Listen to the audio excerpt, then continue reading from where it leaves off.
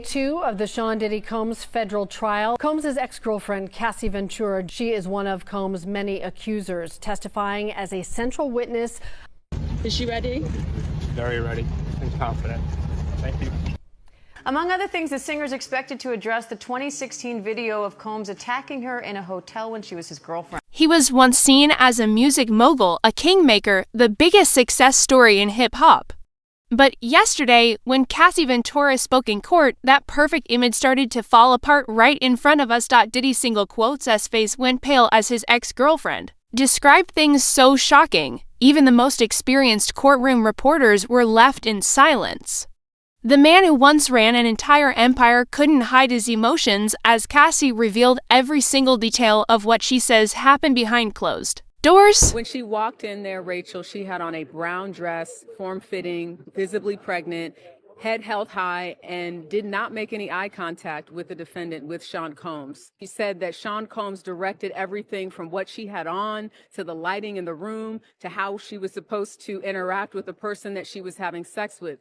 And again, just to reiterate what is a freak off, the freak off essentially was something that Cassie said she learned about through Sean Combs about a year into their relationship. He described it as voyeurism, wanting to watch her have sex with someone else. And she said that she did it because she was 22, 21. She was young. She didn't know any better, and that she wanted to please Sean Combs. Among other things, the singer is expected to address the 2016 video of Combs attacking her in a hotel when she was his girlfriend.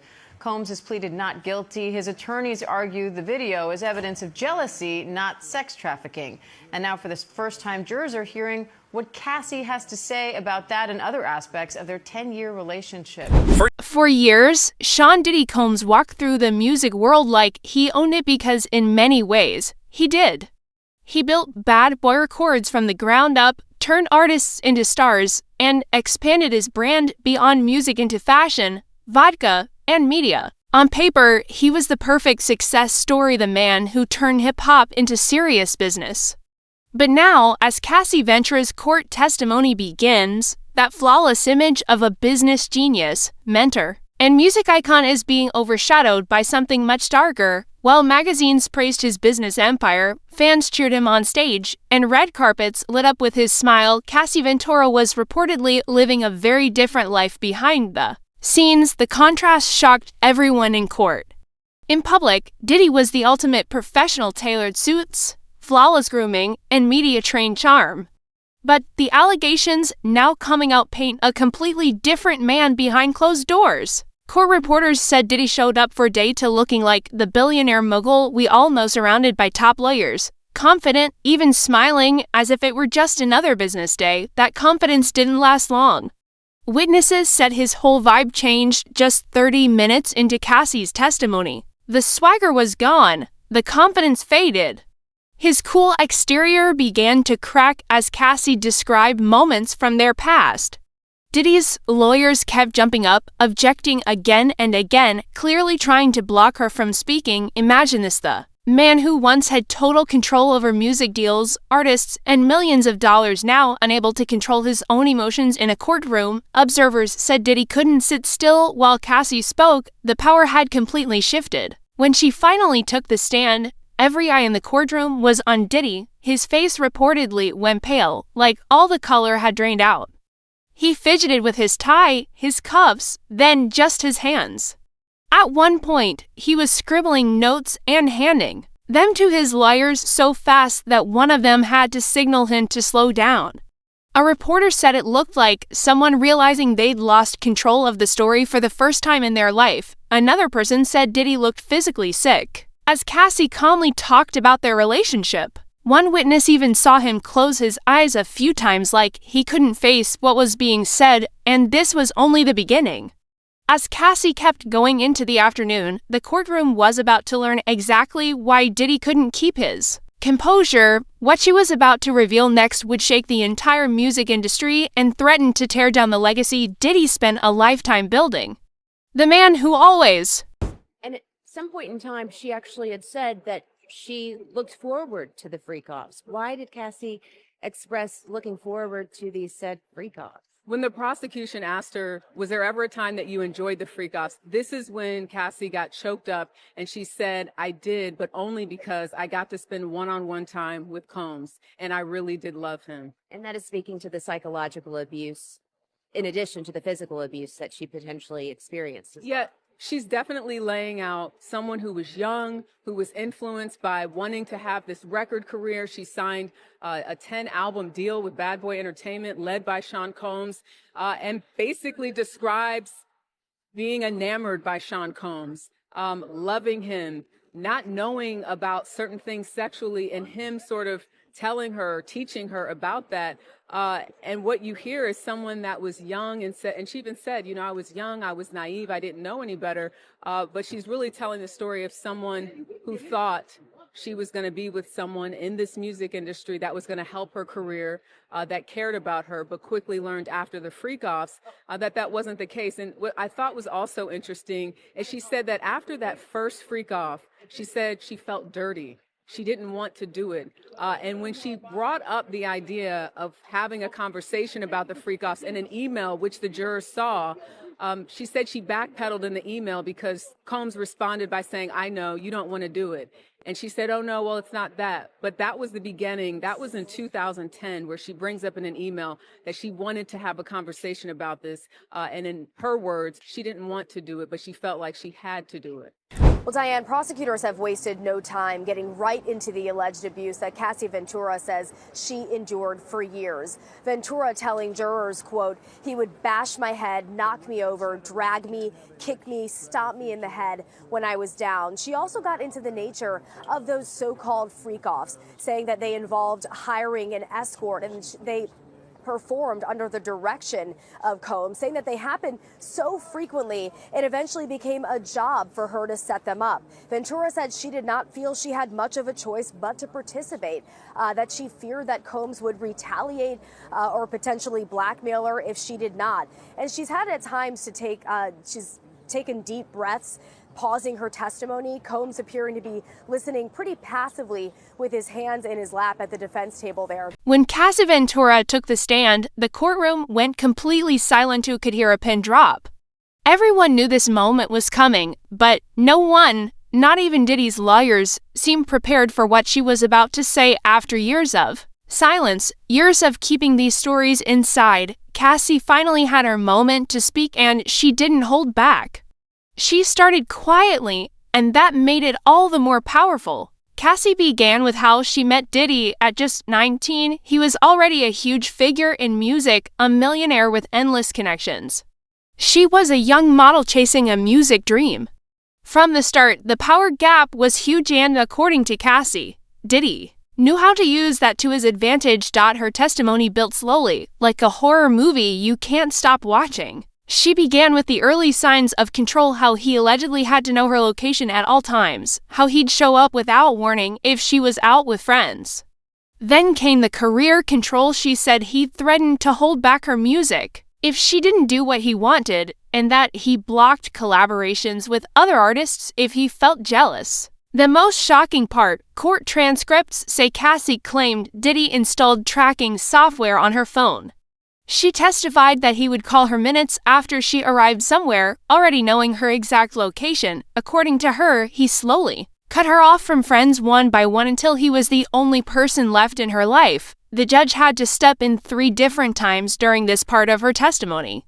Diddy couldn't sit still. He kept shaking his head, whispering to his lawyers, making visible expressions that the jury could clearly see. Each time the judge warned him, he'd calm down for a few minutes only to lose control again. It was like watching someone who's always had power realize, for the first time, they couldn't run the show. Then came the moment that turned everything. Cassie handed her phone to her lawyer. Messages and emails were projected on a screen for the courtroom to see. The look on Diddy's face, pure shock. He clearly didn't expect she had saved them all. The messages included apologies for violent behavior, threats about her career if she spoke out, and statements that directly clashed with what his PR team had said publicly, but those texts were just the beginning. Cassie then started describing physical abuse she said happened throughout their relationship. The room went silent. She said he threw her against walls during arguments. She described one moment where he allegedly pushed her down a staircase at a Miami rental. Most disturbing of all, she testified that he choked her multiple times, stopping only when she went limp and nearly passed out. Jurors were visibly shaken. One older woman wiped away tears. A male juror wouldn't even look at Diddy after the most graphic parts. Even the most experienced reporters admitted they weren't ready for how detailed and intense Cassie's testimony was, and all of this was just leading to the hotel incident, the moment that could blow the entire case wide open. With Diddy. Some of those details we've seen in prior lawsuits, but to hear her on the stand actually giving those details, reliving those moments herself. Also, you have to remember, she's very pregnant right now. So I'm going to be curious to see how long she makes it on the stand, how she's emotionally able to weather all of these questions. And what's going to be interesting to watch is, the defense from the very start in their opening statement said that she chose to be there. So I'm going to be curious to see how she responds to questions about, was this her choice, or did she feel like she had to do all of these things? I think what made Cassie emotional is having to describe the details of the freak-off and why she did it. When she talked about wanting to do it to please Sean Combs, that's when she broke down. Up until that point, she had just been answering the questions. She's a little soft-spoken at times, but that's when she got emotional. When she had to answer the question about if she enjoyed it, that's when she broke down, because she said, I enjoyed being with Sean Combs. And she says, I did it because it made him happy. What did the expressions of the jurors look like? The jurors are laser focused on what Cassie has to say. And that's to be expected, right? Because she is the person who will likely be on the stand, according to attorneys, for 2, maybe 3 days. She's the one that was in the relationship with Sean Combs for over 10 years. So she's got a lot to say, and she's just getting started. Just how important is Cassie's testimony to the prosecution? I think it really connects the dots, Rachel. When you look at that initial indictment and what's being alleged, she really is the person that has probably the most information about this idea that the prosecution says, which is creating a criminal enterprise for Sean Combs' sexual desires. Something else that the jurors saw today that sort of connects it back to this alleged criminal enterprise are 7 photos of people that were very close to Sean Combs, one even his former chief of staff.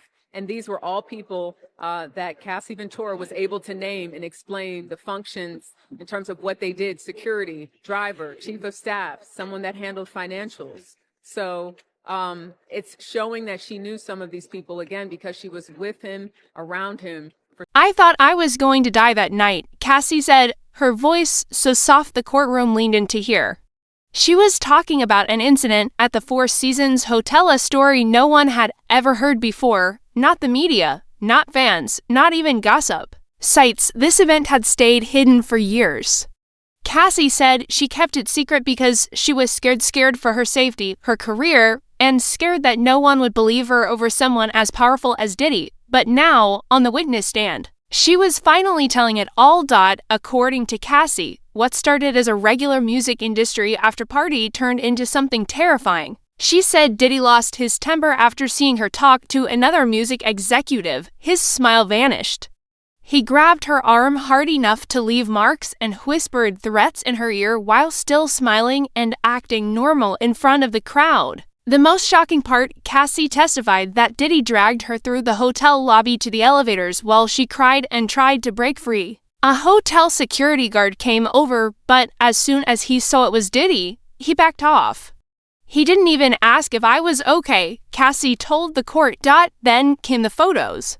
Cassie's lawyer showed pictures she had taken of herself the next morning: bruises on her arms, a split lip, and red marks on her neck. They weren't professional photos, just blurry, taken in a bathroom mirror, but that made them feel even more real. Cassie said she took them because she was scared no one would believe her without proof. Diddy's legal team immediately objected, saying the photos weren't verified, that they could have been from anything, and that they should have been submitted earlier. But the judge denied all objections, and the pictures were shown to the jury. The jury's reactions said everything. One woman covered her mouth in shock. 2 men turned away, unable to look. Another juror in the back took shaky notes, her hand trembling. This hotel story was the twist no one expected. Diddy's team hadn't seen it coming, so they had no way to prepare. The panic on his lawyers' faces was clear to everyone. Cassie then described how Diddy allegedly threw a champagne bottle at her, missing her by inches. She said he destroyed the hotel room, breaking a lamp, flipping a table, even punching a hole in the bathroom door. The most disturbing part? She claimed Diddy wouldn't let her leave the room for more than 2 days. He took her phone and threatened her if she tried to call for help. As Cassie finished this part of her story, everyone in the courtroom looked at Diddy. His reaction at that moment became the image that might define the entire trial and maybe even the rest of his career. The defense is going to say is that this wasn't blackmail, this was not coercion, this was consensual. We know that Cassie started out with Sean Combs as an early person, with someone who is trying to get her career started, and he was going to help her. That's what the defense is going to say, that she was starting out and wanted someone to support her. They did their first record deal together. That's something I think the defense is going to focus on, and had it not been for Sean Combs, she wouldn't be where she is right now. The prosecution obviously is saying he was in control. It may have started out as a consensual. It may have started out with her being excited about seeing him, but ultimately he took control of that relationship. He took control of her career. This is their key witness, and she's on that stand trying to explain all of the charges that the prosecution wants to hit home with that jury. No, there was a moment early on when Cassie mentioned Dallas Austin, who she called a friend who's a producer. So I don't know if that's someone that we're going to hear from. We know that there were pictures shown to prospective jurors that are well-known celebrities, you know, Kanye West, Kid Cudi, Lauren London. We don't know, though, how they fit yet into why they were even asked, do you know these people? Are you familiar with them? So the prosecution is questioning Cassie right now, still questioning her. The defense hasn't even got a chance to, I mean, that might change based on the timing, but, you know, because she's such a key witness, it's likely that she will be on that stand the rest of the day. We learned that Cassie referred to him as Pop Pop, and Sean Combs would refer to her as CC. The prosecution says, what does CC stand for? She said Cassie Combs. What kind of witness is Cassie coming off as to the jurors? I think naturally when you look at her visually, people see that she's pregnant and looking like she's due any day now. So they might, you know, have empathy, sympathy for her in that way, but we don't really know. We know that they've been instructed to be fair and impartial. As to what type of witness she's coming off as, she's describing someone that she was, someone she said that was trying to figure out who she was at that time and who she was allowed to be. Now you're looking at somebody that's almost 40 years old, totally different person, but even in describing what was going on at her at that time, taking drugs, trying to please Sean Combs, she's really just sort of laying out the case for her not having a lot of control. So I think that's the takeaway. This is someone who is making it very clear that at that particular time in her life, she says she did not have any control really over what she wore, what she did, who she was having sex with. She's a different person now. But I think when she talks about those details and even reflecting on them for herself, as we saw today, It was a moment no one in the courtroom will ever forget. Diddy, the man who built an empire on always staying cool, completely lost it in front of everyone.